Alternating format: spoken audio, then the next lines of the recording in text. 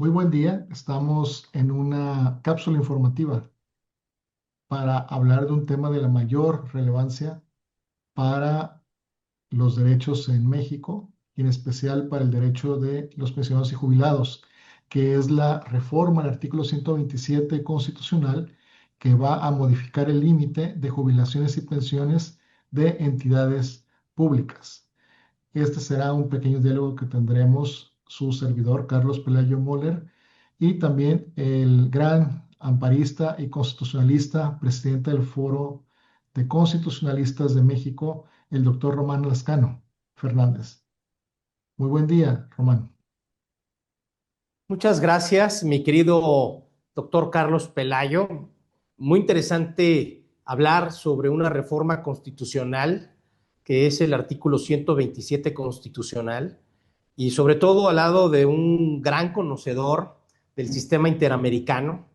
El doctor Carlos Pelayo es una persona académica reconocida a nivel nacional e internacional, sobre todo en temas del sistema interamericano.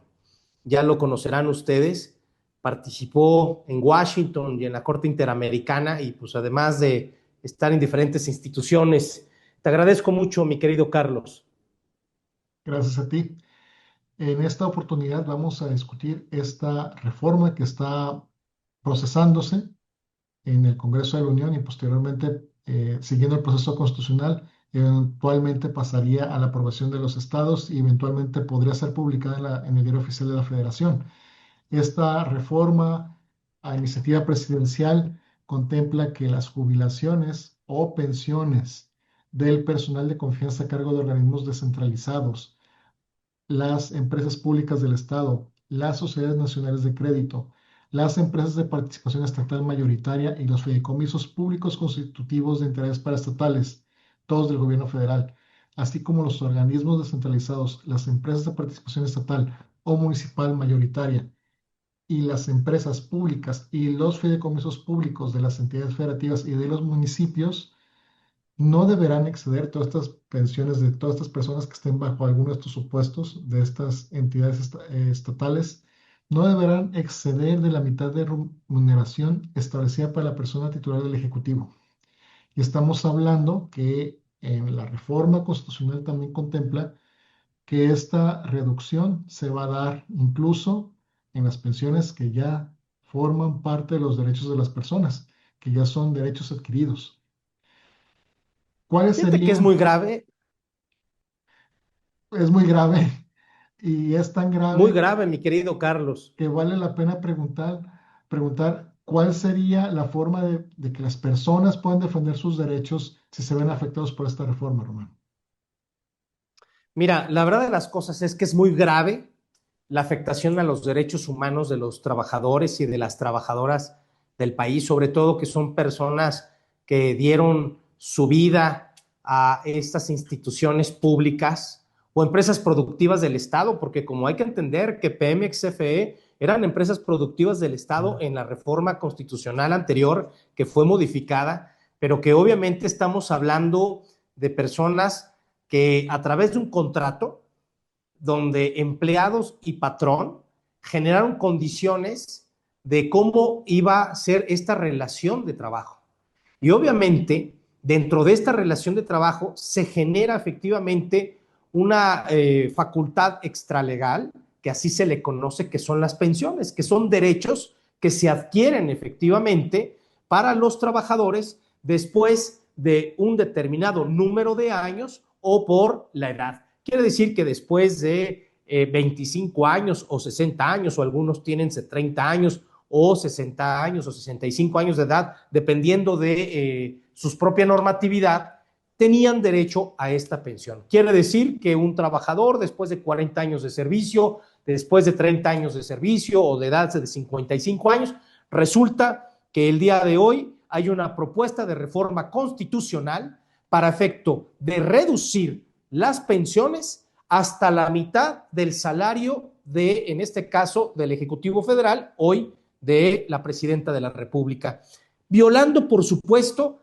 derechos integrales, derechos de adquiridos, derechos a favor de las familias, de la dignidad humana, el derecho a la salud.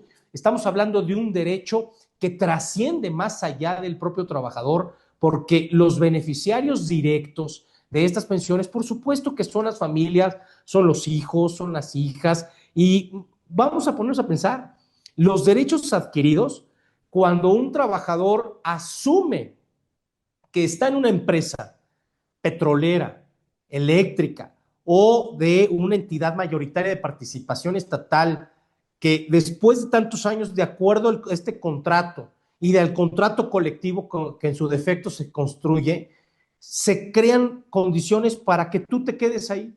¿Por qué? Porque consideras que una pensión puede ser progresiva de acuerdo a las funciones. Oye, estamos hablando a lo mejor de un ingeniero, de una persona que se dedica en el tema administrativo para efecto de calcular todos los ingresos, egresos de una empresa y que obviamente tiene una infinidad de complicaciones a las personas que trabajan en las plataformas petroleras, en los que trabajan en alguna hidroeléctrica, los que pudieran trabajar, por ejemplo, en Laguna Verde, que son ingenieros que tienen conocimientos en materia de energía nuclear y que ahora resulta que viene una propuesta de reforma y en el artículo transitorio dice la pensión será reducida al 50%, ¿sí? De lo que actualmente gana la presidenta. Quiere decir que lo máximo que pudieran ser cálculos más o menos, alrededor de 70,000 pesos. Quiere decir que si esta persona ganaba más en la pensión, por obviamente la función que venía desarrollando a partir de ahora, una vez publicada, le ordena a las administraciones reducir por completo las pensiones. Y esto obviamente va a generar la necesidad de que se promuevan medios de control constitucional, pero que obviamente contigo, medios de control que tienen que ver con temas de convencionalidad del sistema interamericano. Pero como tú bien lo sabes, si no agotamos los medios de defensa constitucional que establece el derecho nacional, como es el juicio de amparo o control constitucional a través de un amparo indirecto en contra de esta reforma constitucional, pues obviamente será muy difícil. Tradicionalmente la Suprema Corte, en otras oportunidades, a iniciativas que han querido en algún momento afectar pensiones, pues la Suprema Corte las ha llegado a parar porque estas iniciativas han estado en leyes, o en la ley. Sin embargo, esta iniciativa de reforma constitucional tiene la característica de que pues es muy grande, abarca una gran cantidad de entes paraestatales y estatales, y también tiene la característica de que está puesta a nivel constitucional. Y Sí, históricamente, cuál ha sido, Román, la reacción de la Suprema Corte de Justicia de la Nación en México respecto a normas que afectan los derechos y que pudieran ser consideradas contrarias a la propia Constitución? ¿Qué ha hecho la Suprema Corte sobre eso? Porque ese es el tema de la defensa al final nacional. Si la Suprema Corte se va a animar a declarar inconvencional o a reducir los efectos de una norma constitucional a partir de los derechos que pudiera haber en el derecho internacional o en la propia Constitución. ¿Tú cómo ves esto? claro que sí. Fíjate que muy interesante lo que acabas de decir, que la Suprema Corte de Justicia resolvió en diferentes casos, sobre todo de materia normativa, cuando el reglamento de trabajadores de confianza de Pemex se creó un nuevo reglamento. Y este nuevo reglamento lo que hacía era reducir las pensiones de los trabajadores. ¿Qué conoció y qué hizo, dijo la Suprema Corte? La Suprema Corte de Justicia lo que resuelve es que este reglamento o este dispositivo normativo era inconstitucional e inconvencional de acuerdo a los criterios tanto de la Corte como en su momento de los criterios de la Corte Interamericana. ¿Qué es lo que sucede? Que te dice, hay un derecho adquirido, no puedes modificar las pensiones que ya fueron otorgadas y no puedes crearles nuevas condiciones normativas o consecuencias derivadas de esta circunstancia.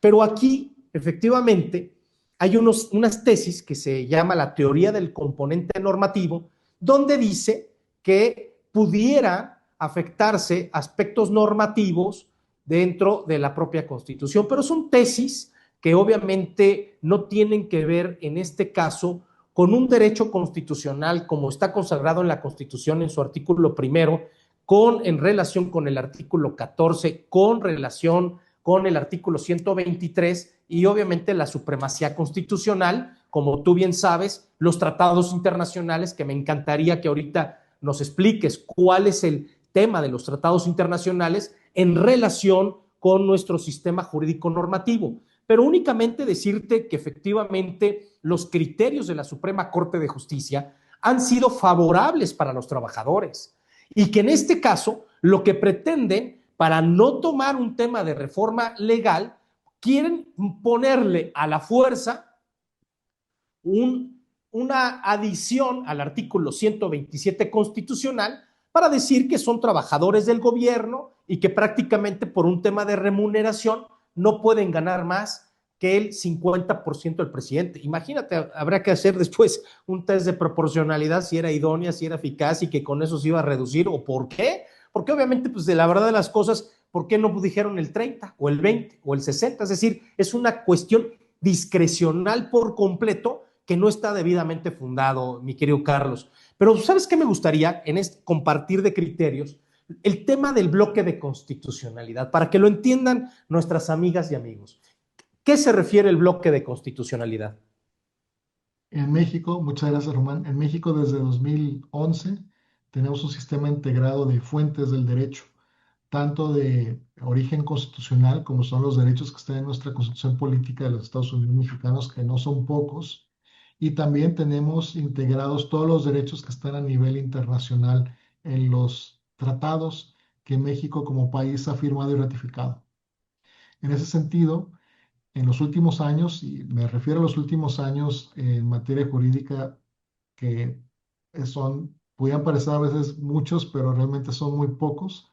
En los últimos años, desde 2017 para acá, la Corte Interamericana ha desarrollado ampliamente los derechos económicos, sociales y culturales, entre ellos el derecho al trabajo, pero también el derecho a la pensión.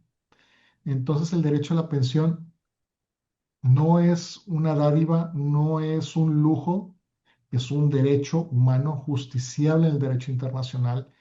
Y todo este bagaje de apreciaciones, consideraciones y proyecciones que ha hecho la Corte Interamericana sobre el derecho a la pensión y su respeto y la imposibilidad de darle para atrás o hacerlo regresivo, pues son consideraciones que en nuestro derecho interno, a partir de lo resuelto por la Suprema Corte de Justicia de la Nación, son criterios vinculantes. Entonces son criterios que deben ser seguidos por las autoridades y por los tribunales.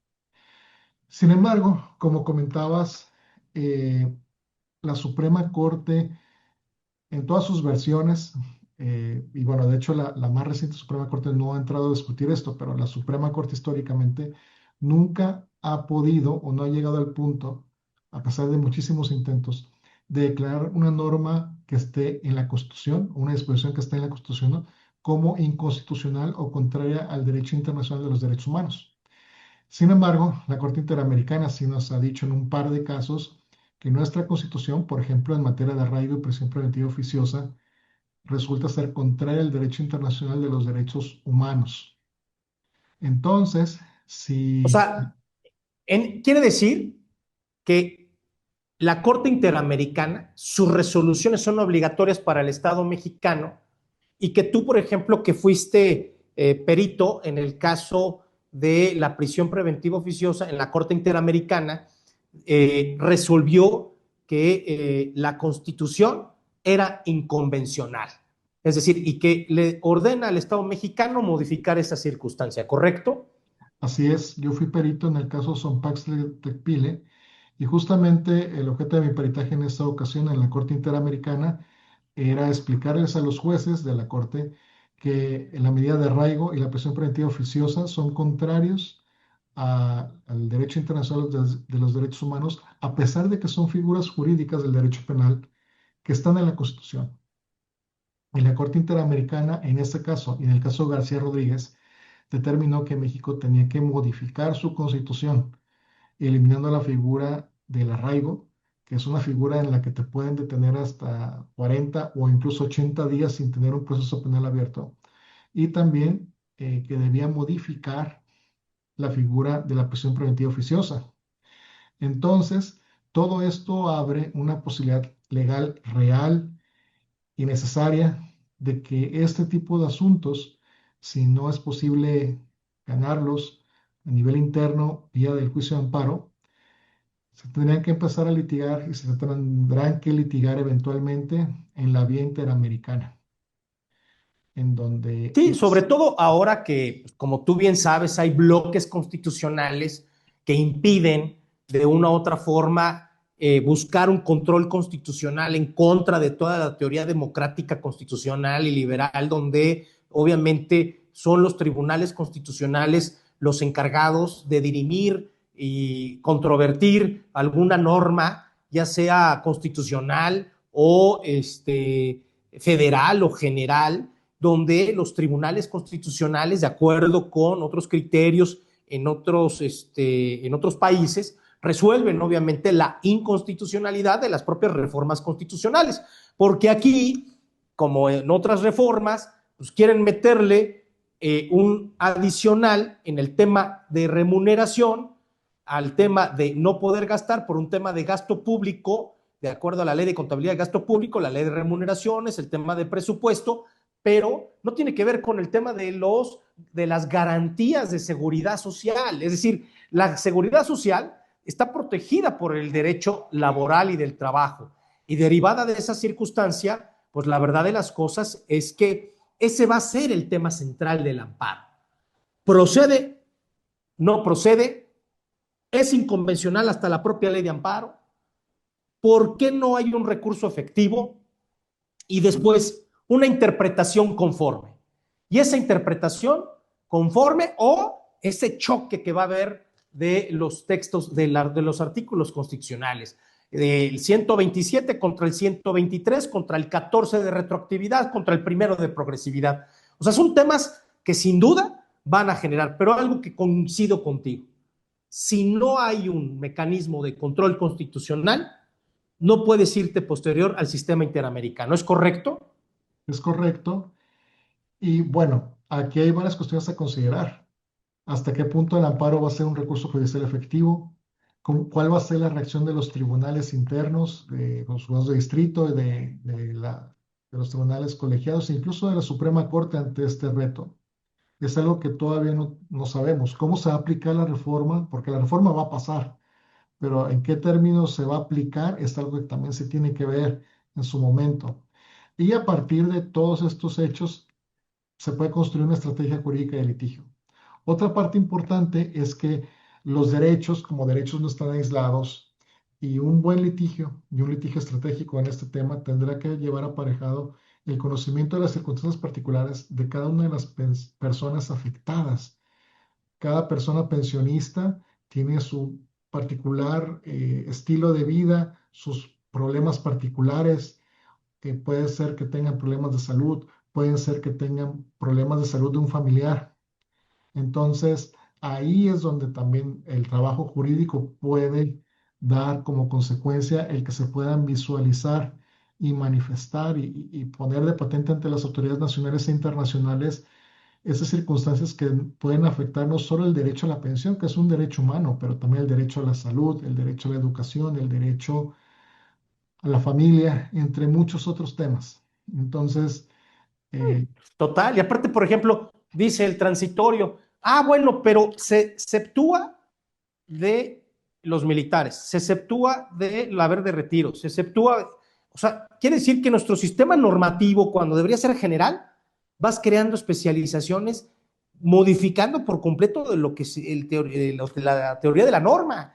O sea, entonces la Constitución ahora resulta que está estableciendo específicamente cuando la generalidad de la norma aplica para todos. Pues muy interesante, eso sin duda es un tema que nos da para mucho, para ver la procedencia, la improcedencia, la legitimación, ¿sí? Cómo se va a establecer, cómo va a adentrarse al establecer los argumentos de concepto y sobre todo ¿Cómo van a resolver los jueces?